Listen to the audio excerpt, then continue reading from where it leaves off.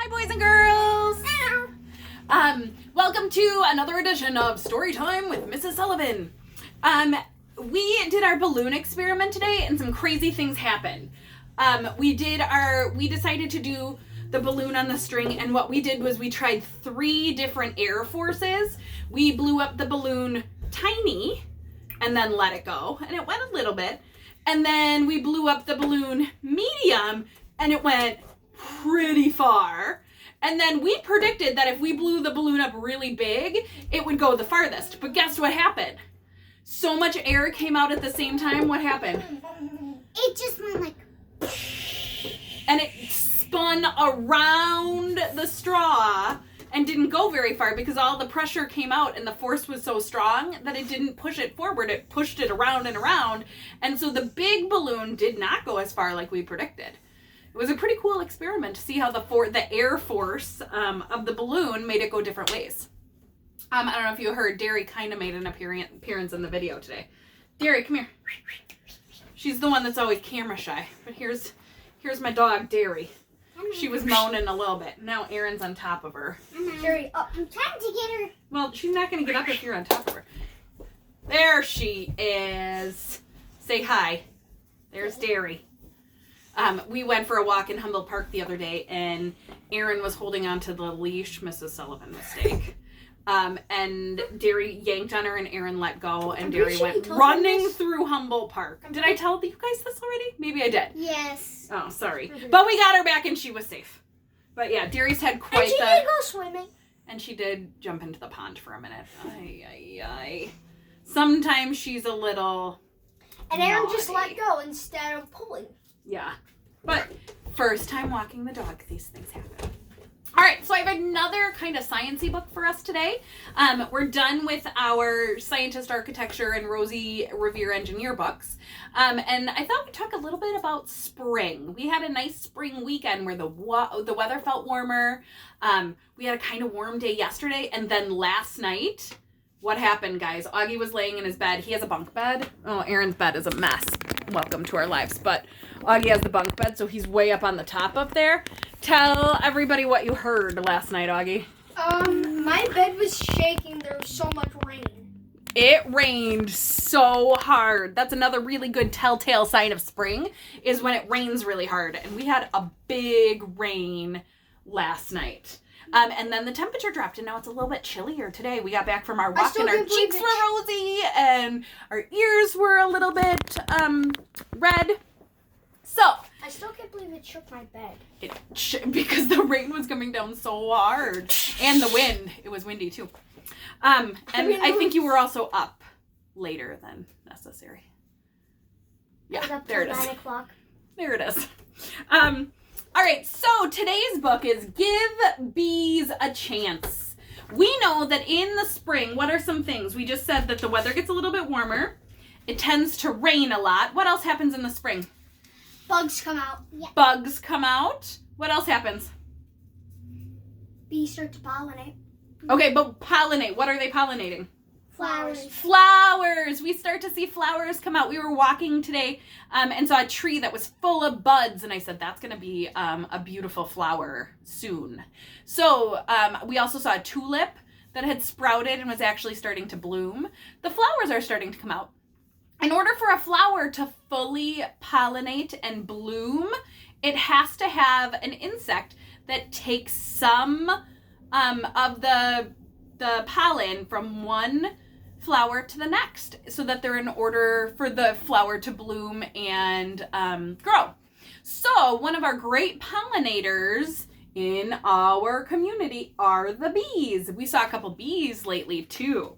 So give bees a chance. Let's learn about these bees. There's a whole bunch of different types of bees. Let me tell you their names. Squash bee, it builds nests underground. A mining bee, it digs tunnels in the earth. A sweat bee collects the salt from human and animal sweat. Southeastern blueberry bee, it holds onto flowers and vibrates its wings to shake out the pollen. Crazy. Wool carder bee, It collects fuzzy fibers from plants to line its nest. A cellophane bee lines underground nest with secretion that dries to look like cellophane. Then there's the common bumblebee. It is the master of tomato pollination. The tomato forms from a flower, so it needs the pollination to happen in order for us to get our fruits and vegetables too. A European honeybee is the world's most common honeybee. All right, let's get into it. This is my best buddy, Edgar. We love all the same things. They like board games, strawberries, and dinosaurs, and honey. And of course, bees. Except that I don't really like bees. How do you think he feels about bees? Nervous. Nervous. I think he's nervous. Why would somebody be nervous of a bee? Because stinger. Yep, because of the sting.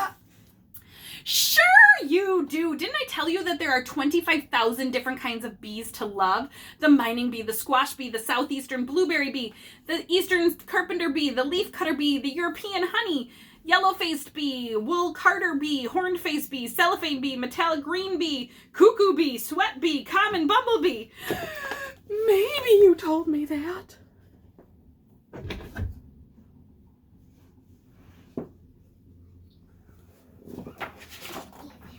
And then I told you all about the 3 types of honeybees. There are queens. There's only one per hive. She's large, and she's the fertile female.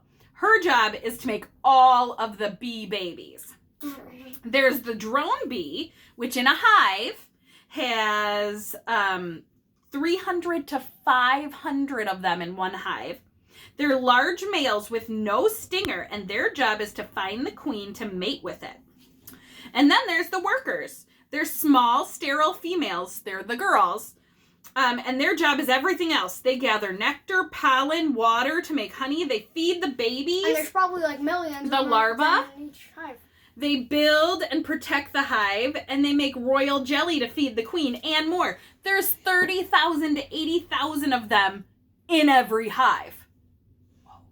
I wasn't that far off. Ah, get away from me! Blow gently to make the bees scatter. Look at him. Not a fan.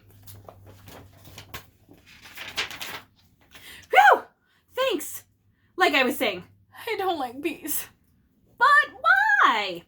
Mostly because of their stingers and attached venom sacs, which cause very painful bee stings.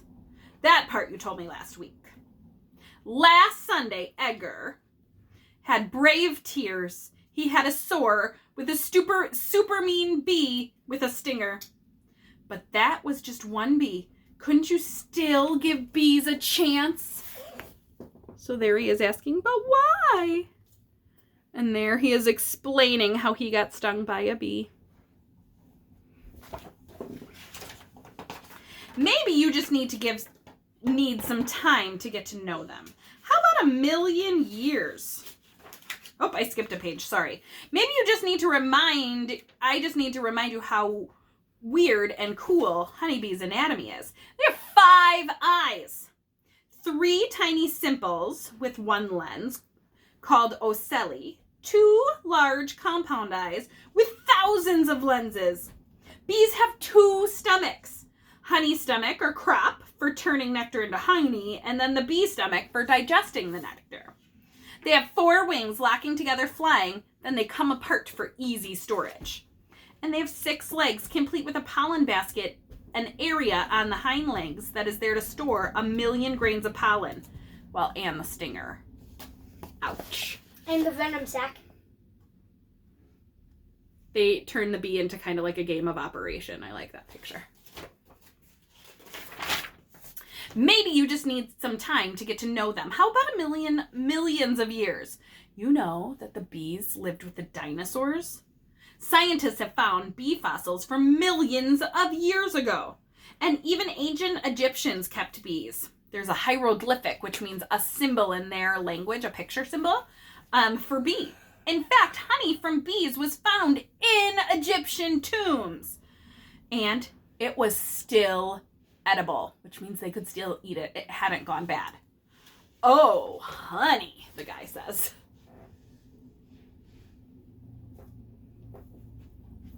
Honey can stay there for a long time. Honey lasts a long time.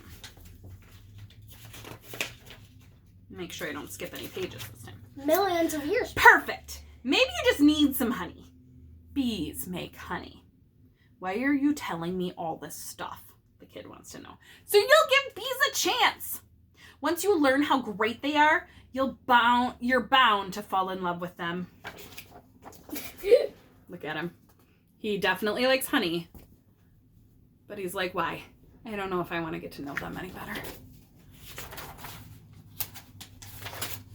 Check out how honey is made. A bee gathers nectar from the flowers. Nectar goes into the special honey stomach. Let's see if we can follow this map. All right. The bees gets the nectar from the flower. Then the nectar goes into a special honey stomach called a crop. The contents of the crop are spit up into a new bee's mouth. Wow. A new bee breaks down the sugars of the nectar within her own crop. This processed nectar is passed along to several more bees. They just keep transferring the honey from mouth to mouth. Wow. Who each break down the nectar in their crops until it becomes honey. Wow, honey is just made up of a bunch of stuff that bees keep spitting out and spitting out and spitting out. Then the honey gets barfed into a honeycomb cell. This is starting to sound grosser and grosser. And fanned by the wings of bees to evaporate all the moisture. Lastly, it's sealed with beeswax to keep safe until it's eaten. Look at him now. He goes, did you say barf? Crazy. Wait, what did it say? Did you say barf? Just 1 pound of honey takes 2 million flowers and thousands and thousands of bees to create. That's too many bees. Blow gently to put them away. Yep, it says blow gently to make them scatter. That way you don't hurt them. It looks like I haven't convinced you just yet. Nope, because they're still gonna sting me. Oh well, bees do sting sometimes, but not because they're mean.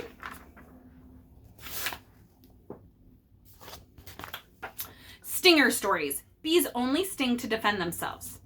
Look, you look delicious. And then the bee says, back off. And then he'll sting. Or to avoid getting squished or smashed. Like if you go to put your hand down and the bee is there, it's going to sting you. Or if you go to step on it, it's going to sting you. In fact, many bees lose their stinger after they're attacking, which is sort of like your hand disappearing if you were to punch your sister. So it's not that they want to sting, it's that they feel threatened. And they want to protect themselves. Actually, they die after they lose their stinger. I'm pretty sure. Also, wait. What are you wearing? Bee armor. That's not going to work. It was designed for dragons. I think it can handle bees. Well, there is a kind of armor that beekeepers wear. Look, he's dressed up like a knight. It looks quite a bit different. It allows them to collect honey and beeswax without getting stung or by startling the bees. White color puts the bees at ease. Hive boxes with removable frames for bees to build honeycombs in. Veils protect the eyes and neck. A suit and gloves covers the skin. And the beehive frame filled with the honeycomb. So this would be a more appropriate protection ensemble. But giving up bees means giving up so much more than honey. You know, I love honey, but I'd be willing to give it up forever just to not see a bee again. Some scientists say bees are responsible for 1/3 of the fruits and vegetables we eat. Bees have a big impact on the food chain. How come? Without bees, there would be no fruit or vegetables. because they wouldn't be pollinating the plants that produce them, right? And you should actually be nice to the boy mosquitoes. They pollinate. Boy mosquitoes pollinate, girl mosquitoes They bite leave you. you. Males leave you alone. Females suck your blood to feed their babies. Yes. Right. All right, you see, in order for plants to grow, fruit and vegetables, they need the right ingredients. They need pollen, sun, and water. A major ingredient they need is pollen. But since flowers can't move, they can't always get pollen to each other. I want to make a strawberry. Throw me some pollen. I don't have any arms. That's what the plants are saying. And they also don't even have mouths. True. So they don't know what each other are thinking. Fair. That's where bees fly in. A bee's fuzzy body catches pollen from the flowers. The pollen falls into the next flower the bee visits. They act as pollen delivery services, helping give flowers the ingredients they need. A single bee can visit over 1,000 flowers in a day, making bee pollination powers unparalleled, which means without bees, there would be a lot less yummy stuff to eat. There wouldn't even be bananas. Truth. What? And bees are disappearing in large numbers. Bees actually need our help. Things that are killing bees are pesticides or chemicals we're putting on flowers, parasites, pollution, and lack of bee-friendly flowers. Bees need the flowers in order to survive. Okay, I take it back. I don't want to see the bees gone. I even sort of want them, I want to help them. As long as they don't sting me. Planting bee-friendly flowers is a great way to help bee pollination. Creating a little bee garden. We have a bee garden at Parkside on the side, kind of by camp. There is a cool little bee garden that has a lot of plants that are really good for honeybees. Won't that just attract more bees? Hopefully, yes. But just approach a bee like you would a dog you don't know. Don't get too close. Don't try to touch it. Unless you're a flower, it should lose interest and just fly away. And if more people like you give bees a chance, they might just have, well, a chance to make the world a sweeter place. Without bees, there would be a lot of food that would be missing. And that's the end of Give Bees a Chance. So I have a couple activities you can do with this story. You might need a little bit of help from a parent to get you started. But I drew a shape. Can you see my shape? It has 1, 2, 3, 4, 5, 6 sides. What shape has 6 sides? Hexagon! It's a hexagon. And I drew a hexagon because bee honeycombs are made up of hexagons. So I drew a hexagon and then I split it into 4 parts. You can split your hexagon any way you'd like. I just drew lines down the middle of it to show the 4 life cycle parts of a bee. Bees start off as an egg. After the egg, they turn to a pupa, which is a tiny bee. Then they turn, no. Am I getting this mixed up? I believe it is egg larva. The larva is almost like the little eggy right when they hatch bees. They basically Then the like pupa, then the adult. Your job is to find pictures and draw me a picture of each part of the life cycle. You can definitely look things up on tablets and phones and on mom or dad's computer. Feel free to look them up, and I want you to draw me a picture of each part of the life cycle. You could even describe it using some adjectives if you wanted to add some writing into your work. My other thing that you could do is I cut out a bunch of little hexagons. Let me cut out a bunch of little hexagons. You can cut out those hexagons and make a picture out of the shapes. You could turn them this way and make a snowman and draw them on top. You could turn them Add them in this way. Somehow turn them into a truck. And make the hexagons the wheels. You can cut out as many hexagons as you'd need, glue them down on a piece of paper, and then turn them into a piece of beautiful hexagon artwork. Why not just make a beehive? You could also make a beehive out of hexagons. Great idea. My last thing that you could do is I would love it if you would look up on mom or dad's phone or computer, look up one type of flower that is a bee-friendly flower and consider it adding it to your family garden. If you have a garden outside for the summer, or even a plant, a potted plant where you could add something bee-friendly to your garden, I want you to see if you can do some research on it. And maybe once this whole thing is over, you can do some planting to attract some bees and give some bees a place to pollinate. Okay? All right, this video turned out to be a little longer than expected, but I will see you tomorrow. Bye, boys and girls. Bye.